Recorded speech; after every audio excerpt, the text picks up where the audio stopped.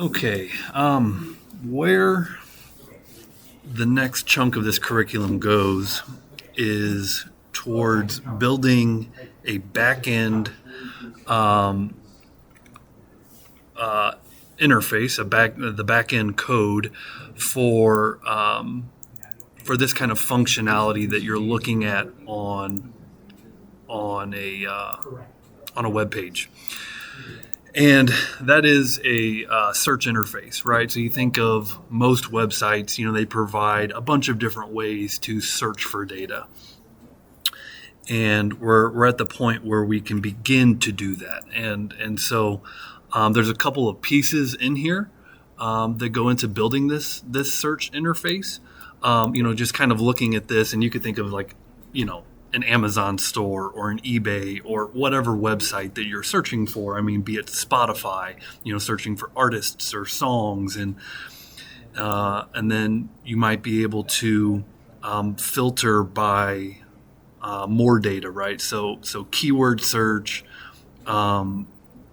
filtering by a property such as a pet species. Minimum and maximum, like minimum price, minimum age, maximum age, and then also providing like a sort by column, right? So you want to sort by price. So what's your minimum price? What's your maximum price? And sorting. And so this kind of functionality you see in a lot of sites, a lot of applications, and we're going to begin to do that now. This lecture, this theory is kind of broken down into three parts. And the first part is a review of the different relational operators that we have already been using in our Mongo queries, like the find query and the find one queries, where, we're looking at if one document is equal to a certain value, right? So where a person's name is equal to their first name, and then all of these operators that you can use in these find. Now, this is what I would say a little bit of review at this point. We already had 3 labs on Mongo queries, and not the main focus of what I want to focus on today. Because it is more of a review. This is just in there for that. The next piece that I'm going to hit in a different video, okay, is how to search with the $text operator. Now, going back a couple of weeks, again, when we were first learning Mongo and we were learning how to search by text, we learned how to write a regular expression, and that was in a Mongo query. But now that we're in the JavaScript world, remember that things are just a little bit different. And so the Mongo query isn't always the exact same query that you might write in JavaScript. There's similarities, but realizing that they're two different things. So when we were in the Mongo world, we kind of learned how to search by text using a regular expression. And we're going to, again, kind of come back to this and talk about how to search by text in the JavaScript world. So there is a $text operator here that, again, will allow us to do that. Now, the third piece that I want to focus on primarily in this video are these things called aggregate pipelines, because we're writing more advanced queries in order to implement this search interface. We're going to wind up writing a query that could not be handled by the traditional Mongo query operators. Okay, and when you get to more complex queries, that's where this aggregation pipeline comes into play. Okay, and we've talked about this method a little bit, and we've used it here and there, I say at least 2 or 3 times already in this class. But this video, I just wanted to kind of break it down a little bit more, dive a little bit deeper, and get a good introduction to this, because we will be using this aggregate pipeline, again, to implement this search interface. Okay, now this picture is searching for pets. I think when I actually demonstrate this, we did a dog walker kind of thing. Same concept. It doesn't matter what you're searching for, just providing that interface. We will use an aggregation pipeline. So I wanted to break this down a little bit more. I went ahead and added this video to the summer playlist. So here's a link, very useful link. What we're going to do in this video is basically walk through the steps that this video takes, because I think it's a useful process for you to understand, not just to watch a video on it, but to actually write the code. So to be clear, I'm just kind of replicating something that's already been done here. But I think the useful activity for anyone who's listening would be to follow these steps, code along, and it will help you understand aggregate pipelines. Again, just watching a video on it, not as good as taking the steps and writing the code. That's how you're going to learn. When it comes to aggregate pipelines, again, for me, just even the word aggregate is not a word that I use every day, right? And so you're basically, an aggregate is like, that's an interesting, right? Is to kind of group things together, right? So a whole formed by combining several elements. And so, what we're doing here is we're creating a grouping of our data. And so the way that that's done is you're going to start with your input data, typically a collection, right? You're going to have a collection in a Mongo database, and you're going to put that data through various stages. And at each stage, the data is going to be transformed. And so it's called a pipeline, similar to like a water pipeline, and that a water pipeline is one directional. So you're grouping together your data through this pipeline of stages, and you end up with a grouping of data at the outskirts of your aggregate pipeline. So your data will get transformed and grouped and manipulated through these different stages in a one direction, right? So this link here is not the link I wanted to pull up, but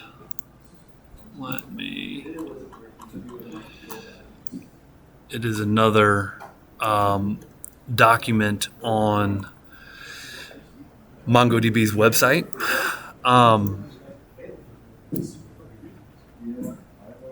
In my learning journey, it was important for me to understand the difference, like why is this needed?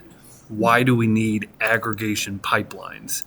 And I found this very useful. Like early on, I found this a very useful article. So I wanted to go through this, basically show, hey, aggregation versus query operations. We've been using these query operations, right?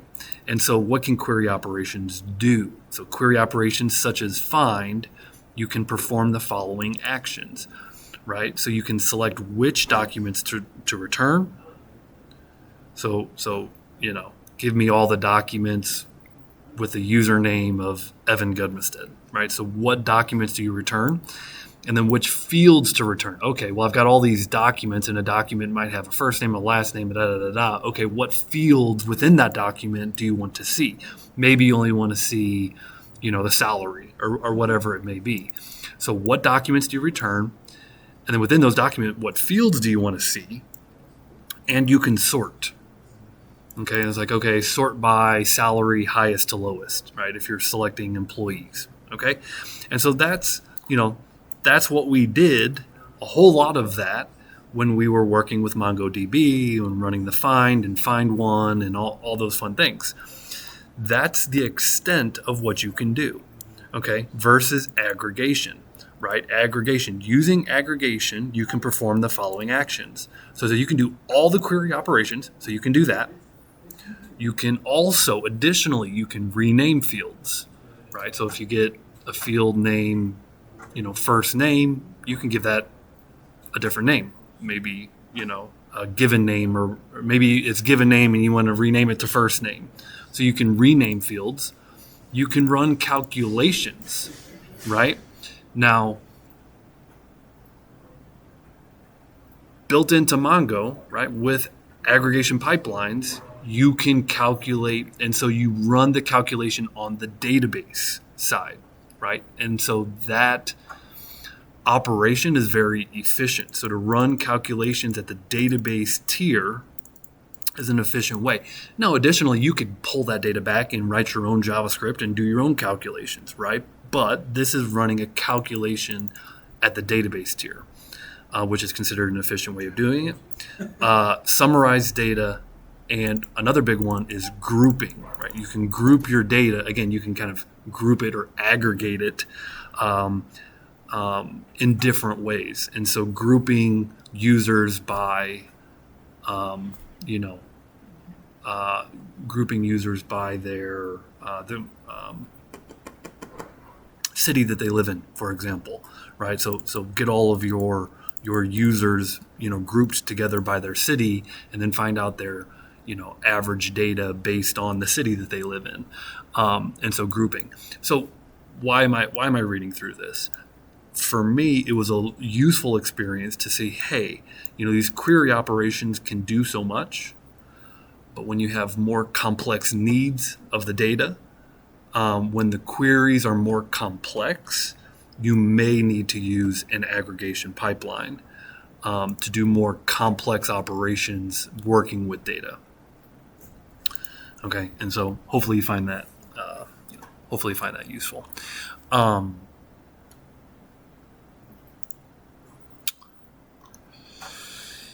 So there are different stages, and we're going to work with some common stages.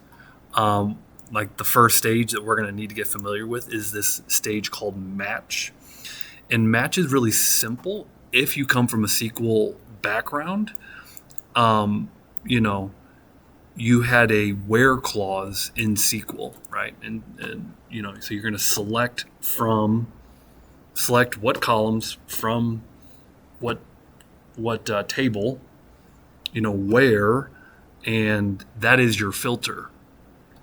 And so if you're familiar with SQL, the where clause. The where clause is your filter, and that's what the match clause is in an aggregate pipeline. We're going to be filtering out our records. So we're going to take a large set of data, and we're going to say, okay, we don't want to work with all that data. We're going to filter out records by doing a match.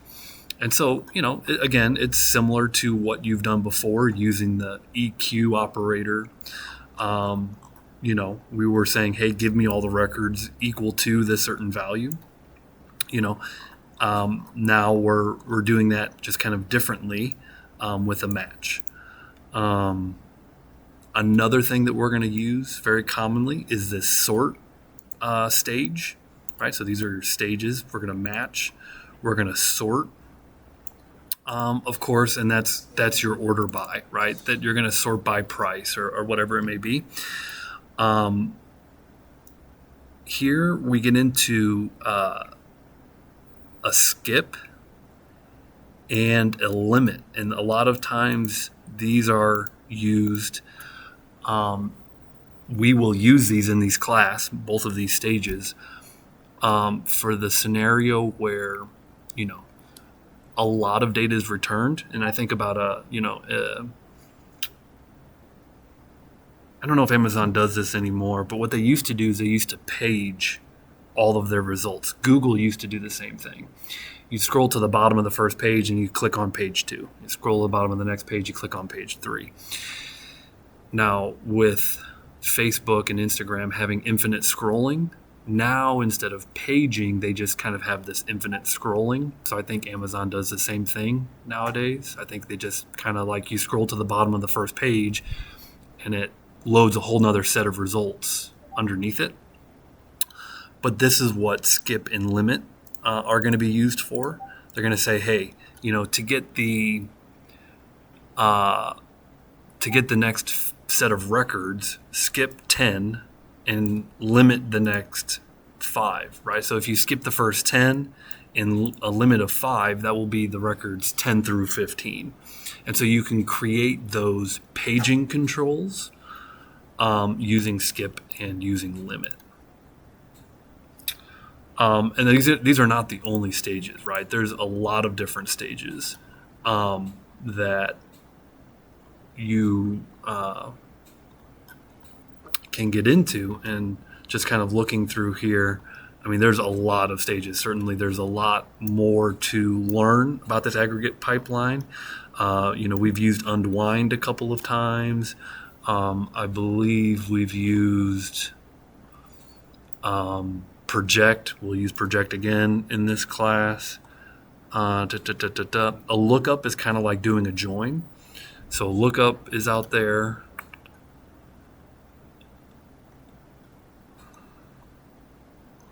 A lot of different stages that are built in.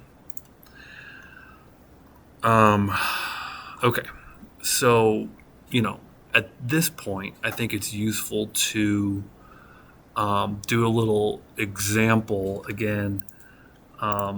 Following that video, we're just going to more or less run through it.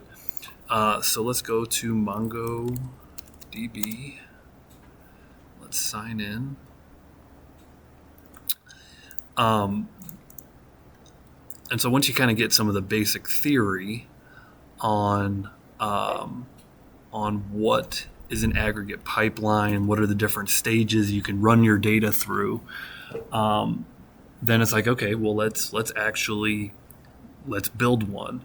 And so when it comes to building one, you can certainly write JavaScript, and we've done that. Like we just wrote JavaScript and wrote our own aggregate pipeline. But also there's a tool on Mongo Atlas that can help you build these, because they tend to be a little bit more complex, a little bit bigger of a learning curve. And so we're going to use this tool to help us build our own aggregate pipeline. And so once you're logged into Atlas, I'm using the sample database. And so this tutorial uses the sample database. And so let's go browse collections and sample Airbnb and listing and reviews collection. So our database is this Airbnb one. This is the one we're going to use. And the collection here is listing and reviews. Keep in mind, I think your hands-on test used this, so your data might not look like mine, but that's okay. And anyways, once you click on listing and reviews, you can kind of see here there's a tab for aggregation. So we're going to click on that tab. And this is an aggregate pipeline builder. Okay, so right away you can see there's no stages. And we're going to click on adding our first stage, which you can kind of see here. There's almost 5,000 documents in the collection. Again, you might have less because you've probably deleted some and added some, whatever it may be. Just out of curiosity, Grant, how many do you have? Mine shows 49, actually. Okay, cool. Okay, so this is simply to say this is all the data, right? And the one thing as you scroll through any document, right, as you scroll through any one document, show all the fields. I know we work a lot with this address property. And so a lot of these in any document, right, you've got properties and values. And inside of address holds a subdocument, right? And then there's the address is street, there's a suburb, country. I don't think we even get into the location, but just pointing out that we're going to work with this address property, which has a subdocument. All right.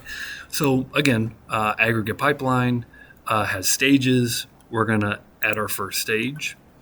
This first stage is going to be a match stage. And again, this is our filter, right? So we're going to filter in Mongo query language. This is kind of very similar to what you would write in a find. And so if I just write something like bedrooms,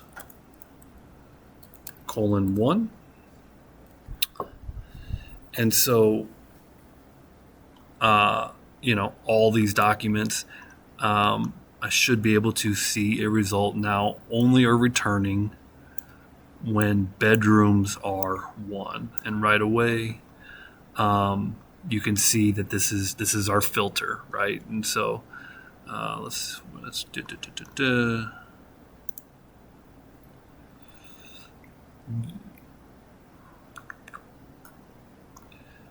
finding the data, bedroom, bathrooms. There it is, bedrooms of 1.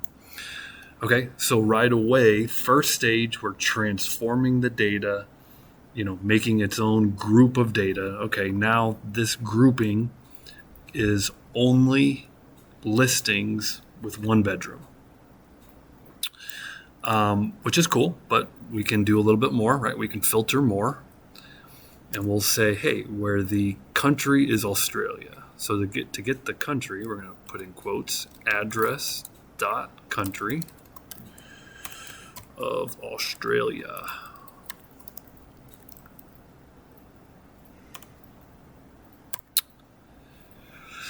Okay, that optional. So now address country is Australia, right? And you can see we're filtering these documents out even more.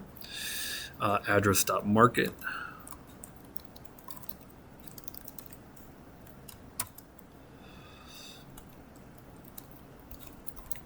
Sydney.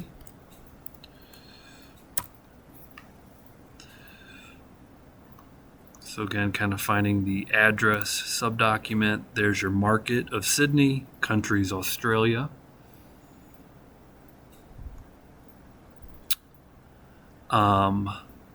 Notice there's also a suburb. So we're going to do something with suburb. We're going to say address.suburb.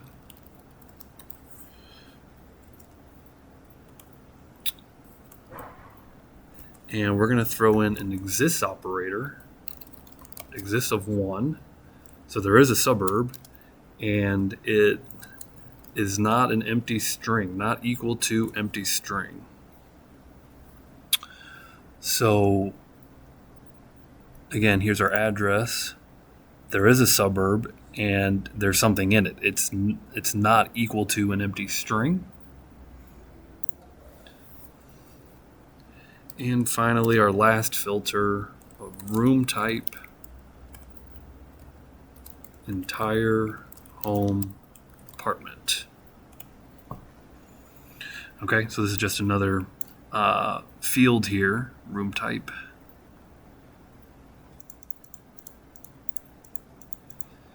And let's find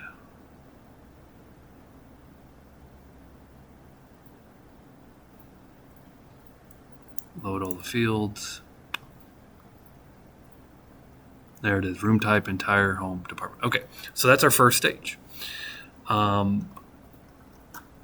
Let's add a second stage. And again, one thing we said that we can do with aggregate pipelines that we can't just do with the find query is we can group our data. So this is, I believe we've done this once, but let's pull in the group stage, and we're going to group documents by an expression. So it does kind of give us a template, which is nice. We're going to say, hey, we want to group by the address suburb. So we're going to kind of say, group all of our records together by the address suburb. Now the way to do this is with the value $ address suburb.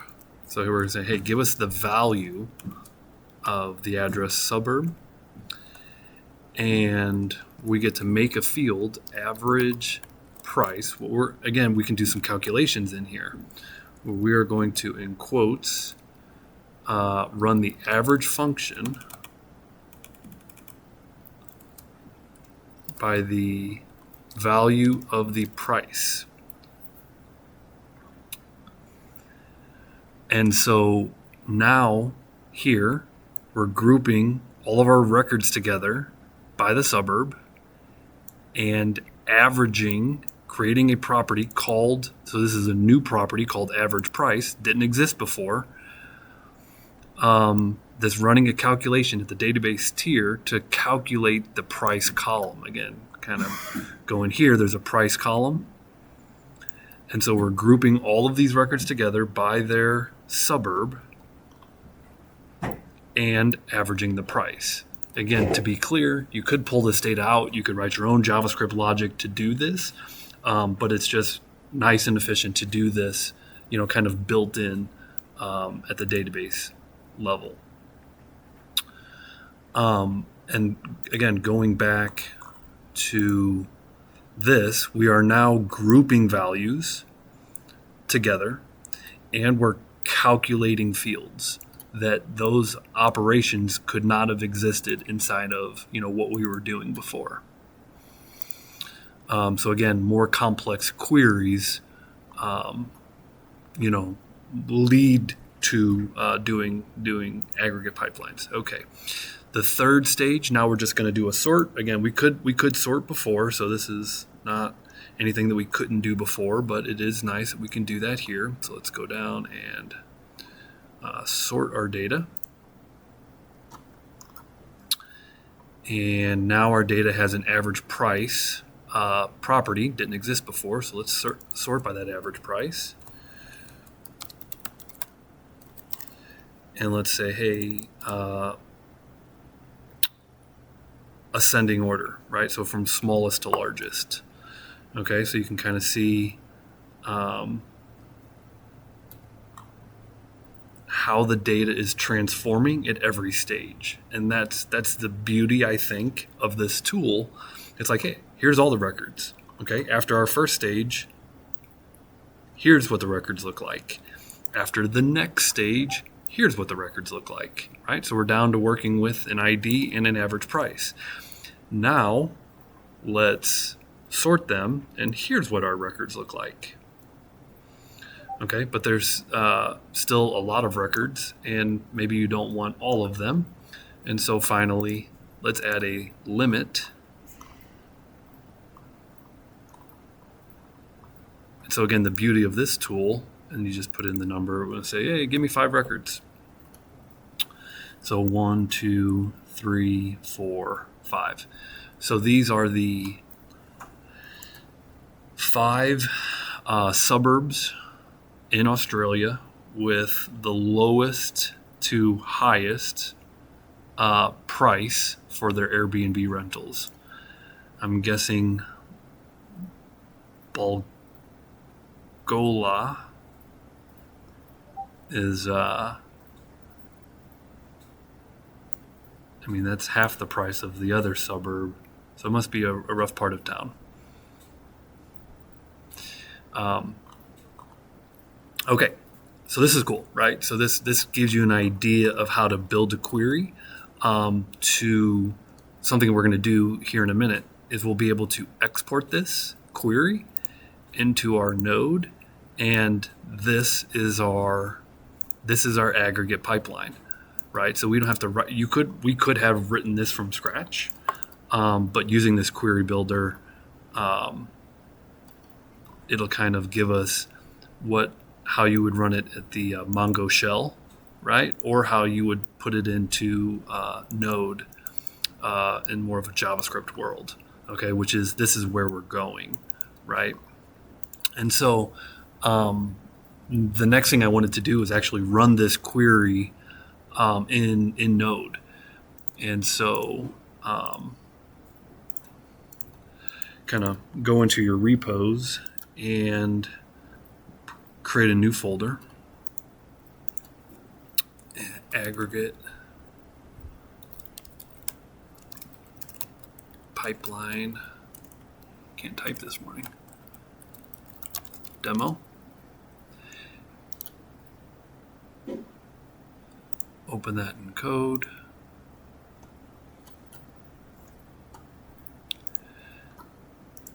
And let's go into terminal.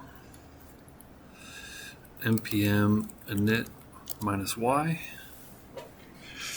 Okay, and right off the top, I know I want to add a type of modules here. Type of module, so that we can do our imports. Okay, I also know I want to npm install MongoDB to get the Mongo driver so that we can connect into our database. The main script is index.js, so let's go ahead and make an index.js file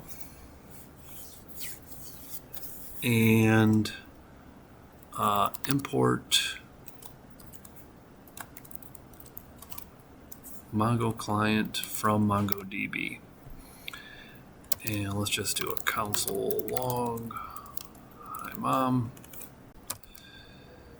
And now we just say node index.js, and we get back console log hi, mom. Okay.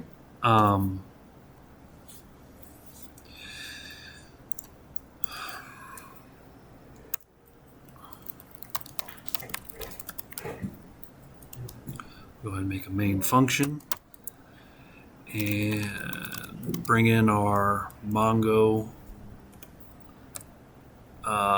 URI. So on this, kind of go back here.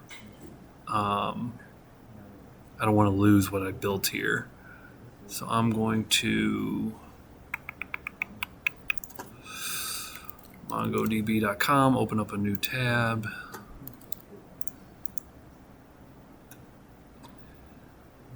And make sure that I'm on mflix. I'm going to click connect, drivers, and copy this right here. And paste it into my string.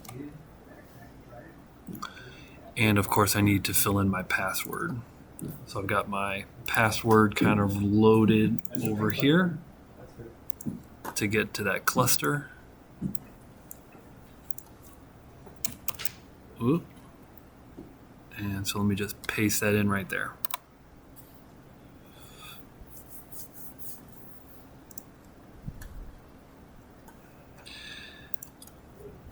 And now we create our client variable, const client equals new Mongo client, passing in the URI.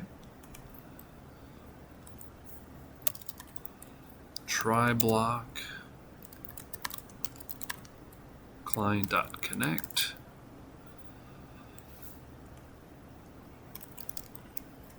And we close the connection. And a finally block.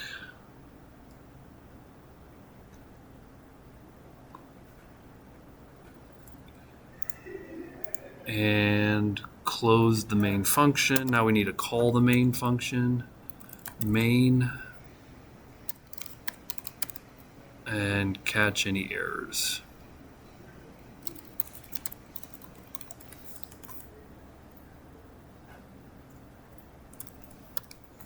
So this calls the main function, just does this, and I'll just do a little console log here.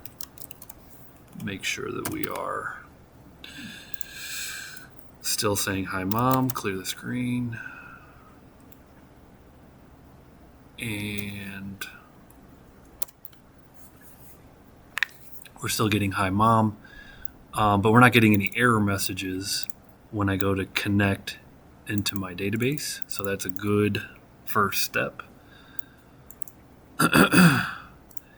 And the fact that it returned back to a prompt is also a good thing. I believe that means my client is being closed properly.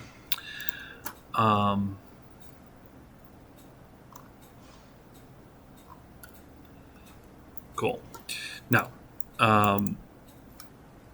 next, we're going to make a function that is going to, we're going to call that function and, put our aggregate pipeline inside that function.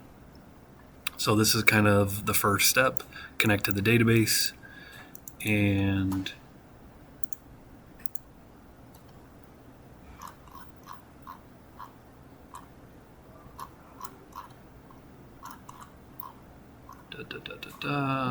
okay, here's our function.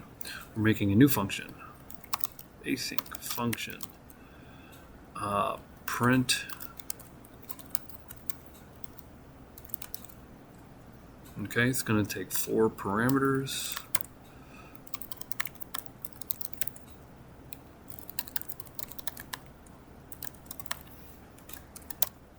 Okay. So we're going to be able to kind of modify our query by changing these parameters. You can change the country.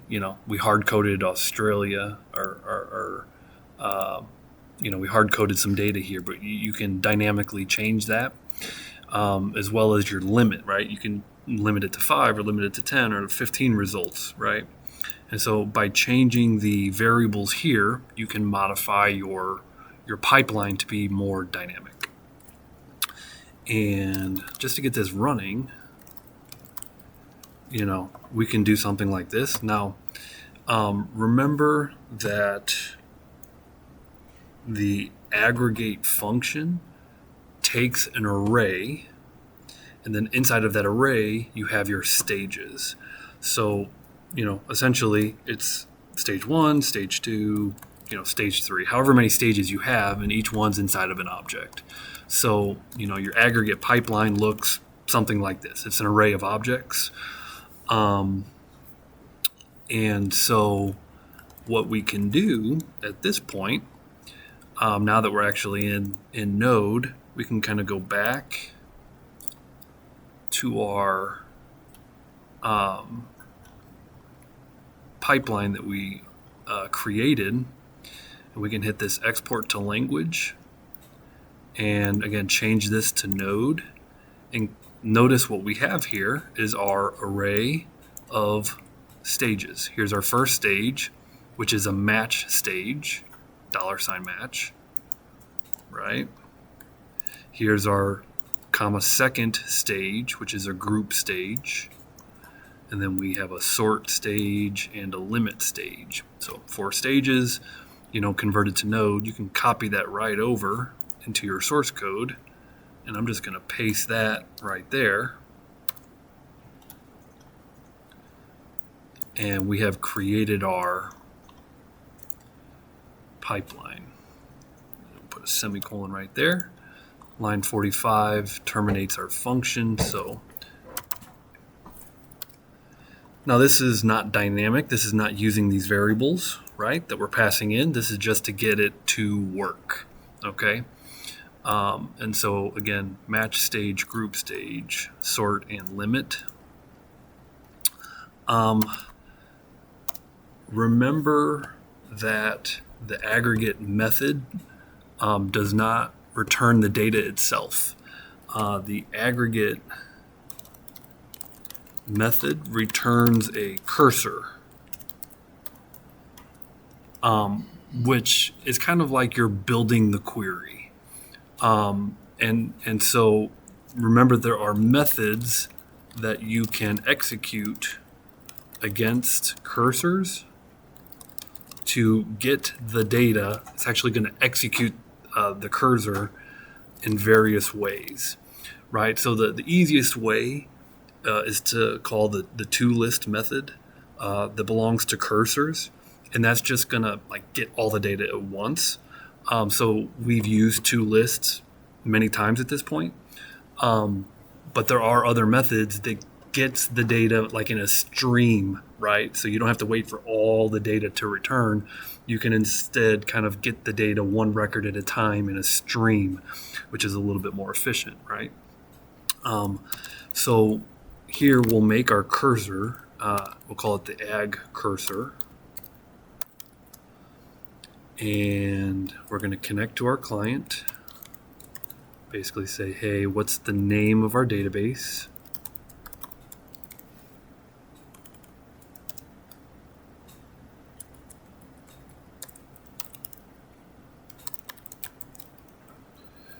What's the name of our collection? Listings and reviews.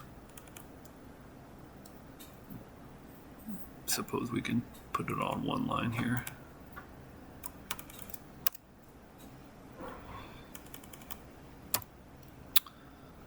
Here, call the aggregate method and pass in the pipeline.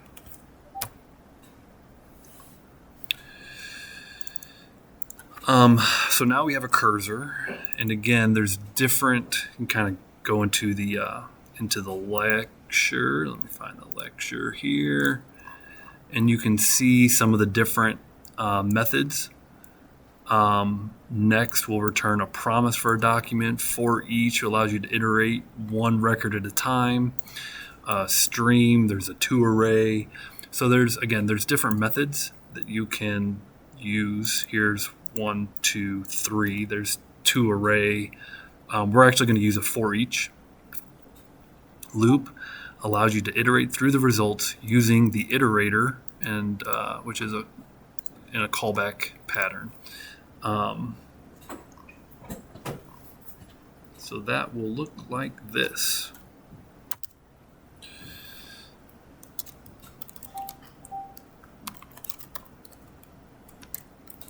So here's for each element. That's a nice little for each Airbnb listing.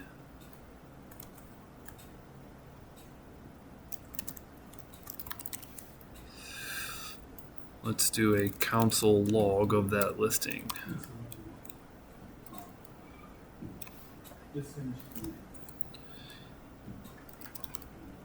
Airbnb listing, we have an ID, and we have Airbnb listing, and we have an average price, right? So kind of going back to the data that's been transformed.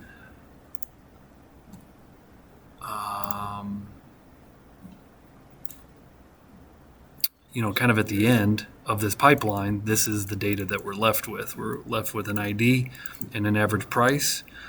We're just going to loop over. We're going to loop over our cursor, and it's an asynchronous method. This for each is an asynchronous for each, so you have to await it, and then you print out a console log. And finally, the last thing that we have to do is call the function. And so here we have our function. Going to call that function instead of console log. Print cheapest suburbs.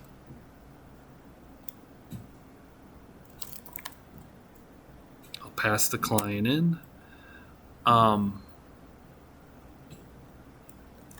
These strings are not being used right now, so literally I can just probably pass in empty strings. I don't think that's going to be any problem.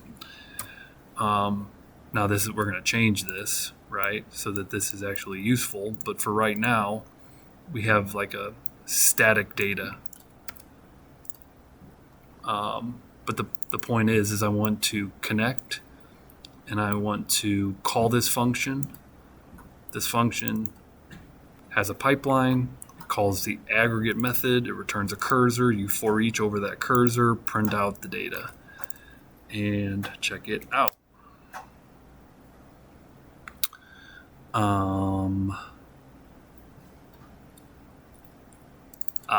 Let's just add cursor for each. There we go.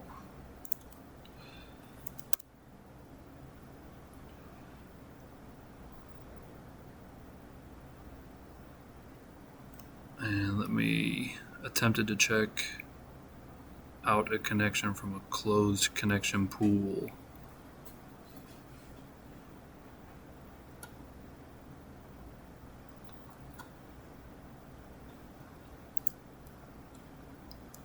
So I was missing my one keyword, which is await, since this is an async function.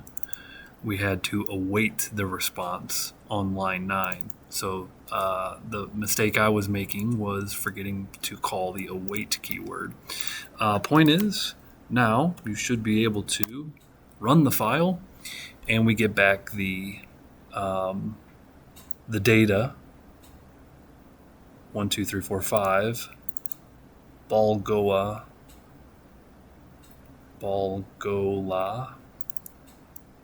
being the same data that we got back in the browser. And so, bingo, this is working. The next step is to make it more dynamic, right? So right now we're saying, hey, our country is hard-coded as Australia. Well, we could just replace that string and make it more dynamic. So the country, the market, we could replace with market. And the max number to print, well, that's on our limit, max number to print. And so now we have a more dynamic pipeline that takes in some, various input from the function call. And so to kind of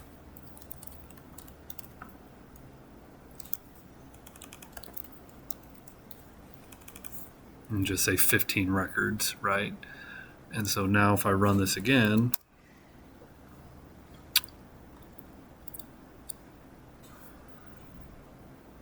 uh, 15 is an integer 15, not a string 15. So save it as an int, run it, and we get 15 records back instead of our 5. And of course, you could change the different markets in the different countries and run the same query.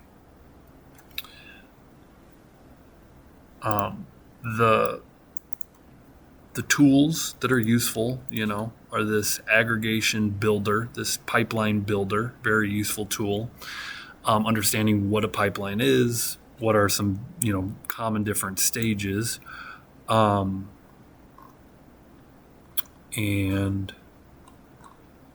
that's the introduction that I wanted to do on aggregate pipelines.